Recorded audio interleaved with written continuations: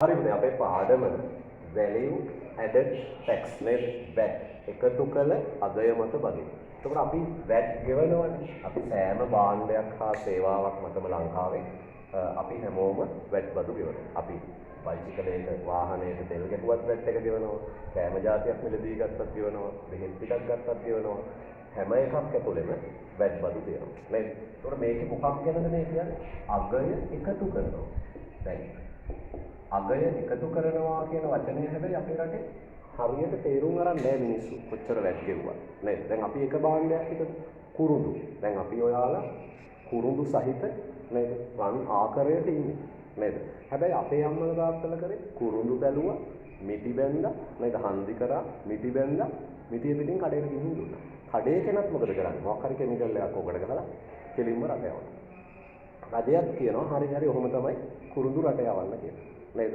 හැබැයි කුරුඳු කියන නිෂ්පාදනයෙන් සුද්ධෝ ඕක අරගෙන මොනවද කරන්න කියලා අපි දෙවුවා.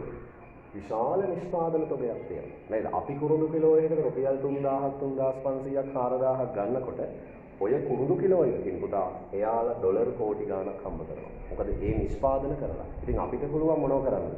අර කුරුඳු තෝටු ටික අරගෙන ඒකට අදාළ නිෂ්පාදන කර්මාන්ත ගමින් ගමට දාලා නේද? ඒ කර්මාන්ත මෙහෙම හදලා ඒ භාණ්ඩයම හදලා අදාළ මොනවා හරි ප්‍රොඩක්ට් එකම හදලා නේද?